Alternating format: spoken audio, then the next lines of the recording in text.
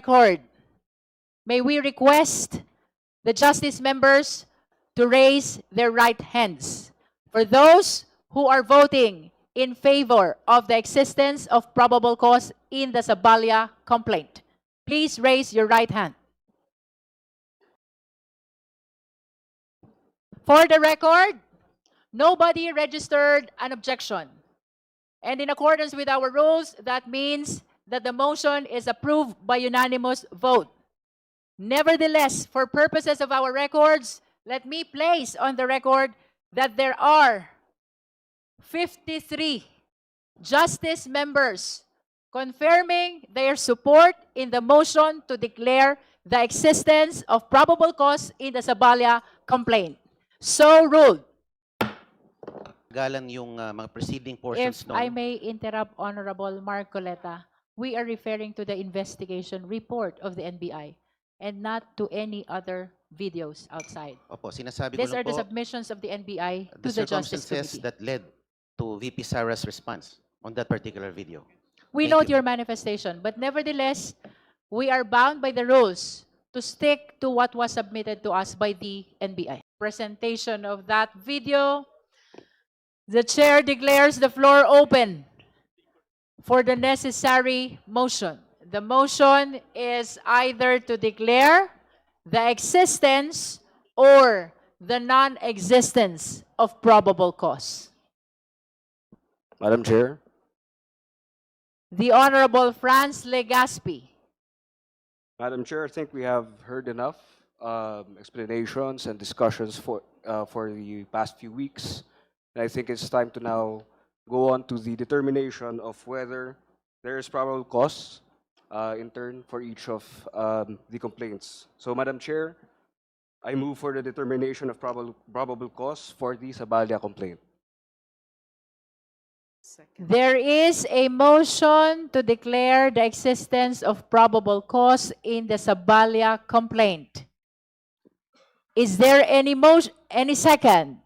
Second, Madam Chair. The same has been seconded. Is there any objection? There is no objection. I understand that this is a unanimous vote, but nevertheless, for accuracy of our record, may we request the justice members to raise their right hands.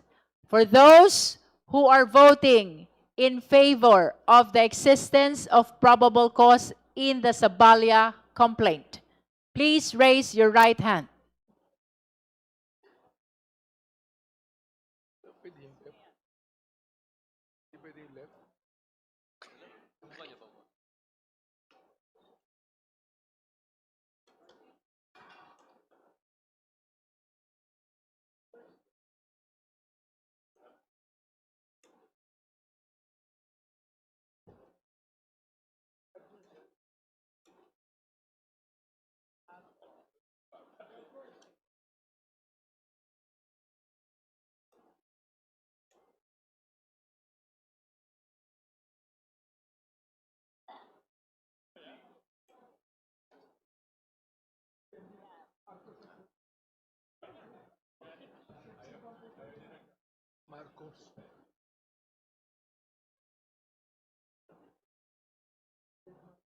You may put down your hands.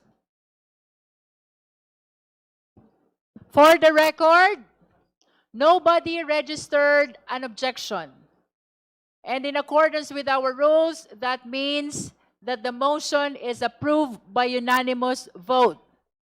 Nevertheless, for purposes of our records, let me place on the record that there are 53 justice members confirming their support in the motion to declare the existence of probable cause in the Sabalia complaint.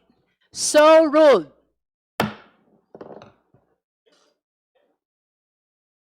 Justice members physically present confirm their support to the motion by raising their hands. So ruled. That concludes our voting. And the chair pronounces that the existence of probable cause has been declared with respect to both the Sabalia complaint and the Cabrera complaint. With that, we direct the committee to prepare the necessary committee report along with the resolution. Just a manifestation on the video that was played earlier. I'm referring to the video which is the bone of contention, the very basis of why there was an alleged threat to the life of the president. Yung pong nagsasalita si Vice President Sara Duterte dun sa isang kwarto na madilim. Opo. And I have a copy of a more complete video. And I can say that the video was spliced and edited out. Meron pong mga tanong doon that led to the Vice President's response. If I may read, Madam Chair, ito po yung tinanong ng isang vlogger by the name of Princess Maui regarding Project Romanov. Baka po totoo yung sinasabi nila or naririnig namin na may Operation Romanov sa inyo na balak kayong ubusin. Bago po niya binanggit yon ni Sara Duterte, meron pong nagtanong sa kanya na vlogger about it was a concern about the threat on her life. So, ang Project Romanov ay hindi talaga para magplano na sa buhay ng ating Pangulo, kundi initially para ubusin ang mga Duterte. Base dito sa tunong ni Princess Maui. And I have a copy of the more complete video, Madam Chair, if you so desire to be furnished the copy of the video. And if I may add, Madam Chair, the statements made by VP Sara Duterte is mere political hyperbole rather than a true threat. Philippine courts have historically protected harsh, even offensive political rhetoric when it lacks a specific imminent call to lawless action. Impeachment cannot rest on rhetorical severity alone. Impeachment requires a disciplined inquiry into proof, intent, context, and official misuse of power. The statement was conditional on her own alleged killing, was later explained as an expression of concern for her security, and remains the subject of an unresolved criminal and investigative process. Sinabi nga po ni VP Inday Sara na siya mismo ang nagsabi that the remark was a plan without flesh and that the condition was her own death first, based on the Al Jazeera interview dated 26th of November 2024. Unless the House can prove that the Vice President made a serious operational instruction to an identifiable person or used her office to advance such plan, the allegation is better treated as a matter for criminal investigation and political censure, not as a self-executing basis for removal from office. And if I may end this manifestation, Madam Chair, based on the fourth verified complaint itself, the allegation arises from a statement made during a press briefing framed as a conditional and dependent on a hypothetical scenario. With due respect, this raises a threshold issue. At this stage, the committee is not determining criminal liability. It is determining whether the complaint alleges sufficient grounds based on its contents. A statement standing alone, without an overt act, without corroboration, and without evidence of execution, remains an allegation. And Madam Chair, habang pinapanood po natin ang mga video ni VP Sara, ang Pangulo ay nananatiling buhay na buhay, alive and kicking, at nakakapag-jumping jacks pa. So, buhay na buhay po ang ating Pangulo at malusog. Maraming salamat po. Your Madam Chair. manifestation is noted. The Honorable Joel Thank you, Chua. Madam Chair. Is this quick? Yes, very quick. Just a quick manifestation. Madam Chair, hindi po totoo na splice yung kanyang binabanggit kanina na video dahil ito pong video na to ay inauthenticate mismo ng NBI. Just for the record, Madam Chair. Siguro yung portion lamang na may relevant dito po sa topic natin, yun lamang po. Dahil kung pakikita po yung buong video, ay medyo magtatagal na po tayo. At yun po, Madam Chair. We know the manifestation of the Honorable Chua. Madam Chair. You Chair. want to speak some more? Opo,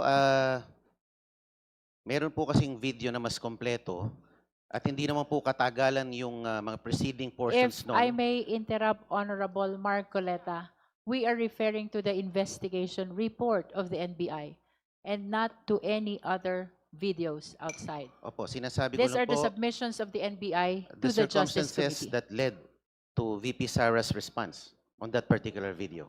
We Thank note you. your manifestation, but nevertheless, we are bound by the rules to stick to what was submitted to us by the NBI. Thank you, Madam ma'am. Chair. These Thank you, are ma'am. being submitted not as videos which surround outside. These are being submitted as videos part of the investigation of the National Bureau of Investigation. And we cannot go beyond that. The Honorable Janet Garin, the one who yielded the time in favor of Honorable Marcoleta. Thank you very much, Madam Chair.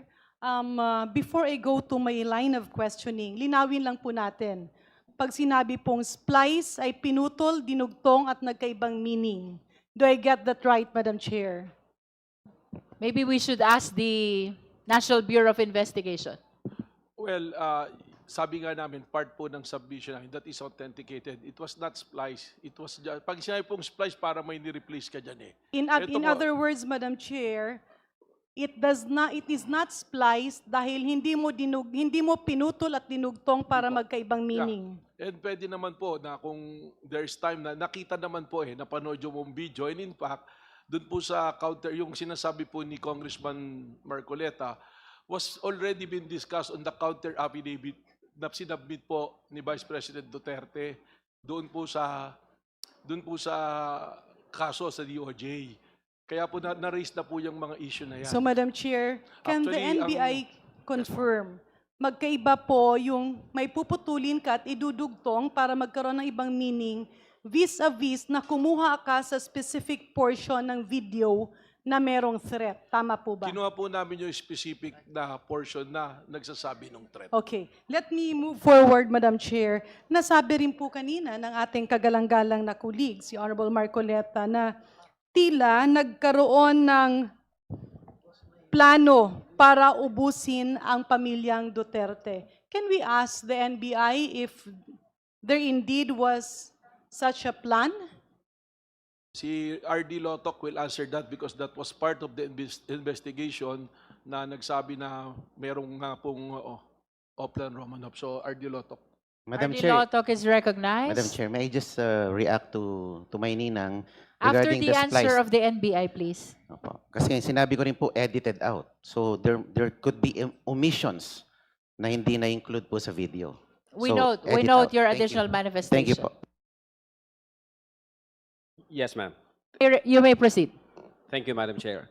Actually, yung sinasabi ko po kanina, yung one of the reasons kung bakit nag-issue kami ng subpoena sa ating Vice Presidente ay para ho imbestigahan yung alleged threat naman sa kanyang person. Unfortunately, nung hindi ho nag-appear ang ating Vice Presidente, wala ho kaming information whatsoever na pwedeng pagsimulan ng aming investigasyon. Yun po yung dahilan, Madam Chair. So you confirm that you intend to investigate threat against the Vice President. However, she did not appear when she was invited to the NBI. Yes, ma'am. All right. That's part of our primary jurisdiction under the law. Okay. DS Janet Garin? Yeah. Madam Chair, baka pwedeng kumustahin ko muna si Director Melvin Matibag.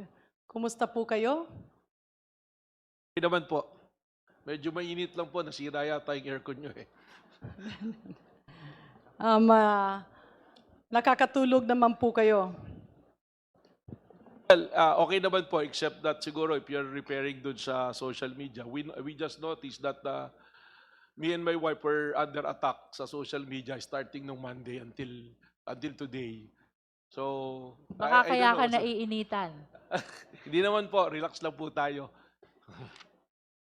Pero you can confirm to this honorable committee na lahat po ng impormasyon na inyong binibigay at lahat po ng mga dokumentong inyong binibigay ay dumaan sa tamang pagve-vet or correct vetting and wala po ditong peking dokumento.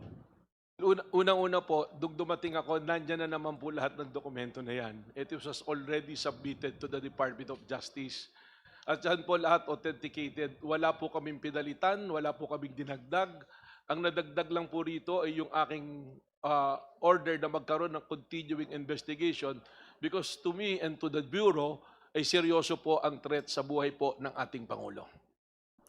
Madam Chair, napakarami po ng videos na plinay. Hindi ko alam kung meron pang ibang mga videos in the possession of the National Bureau of Investigation.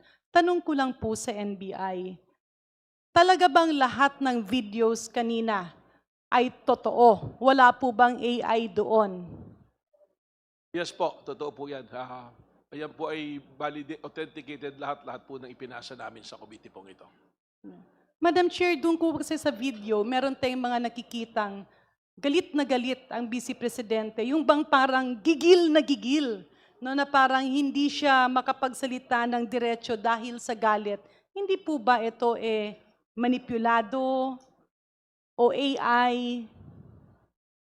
Nag-validate po yung aming mga technical personalities dyan sa NBI at lumalabas po na lahat po yan ay authentic at totoo. Wala pong AI.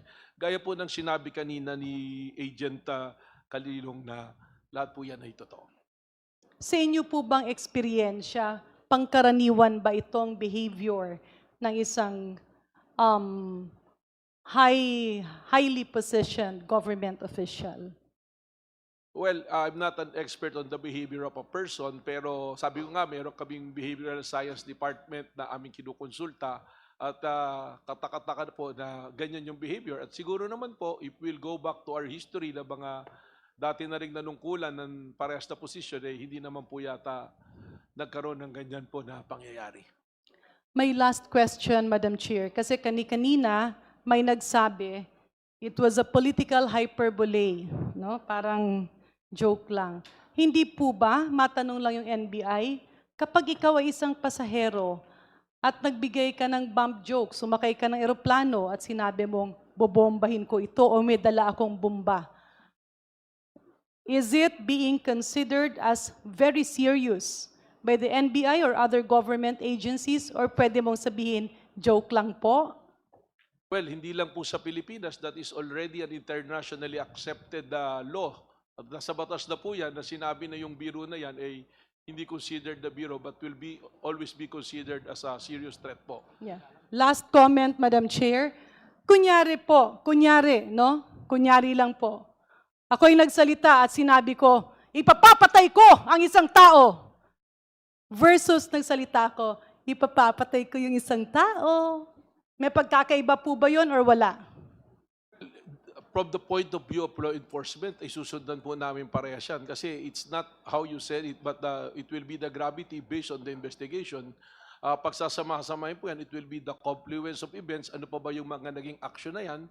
And if it's specifically directed to a person, at saka po yung who will be the beneficiary, at ano yung magiging benepisyo pa po other than sa monetary na maaring mangyari sa'yo. Thank you very much, Madam Chair. Just to manifest, bilang mga government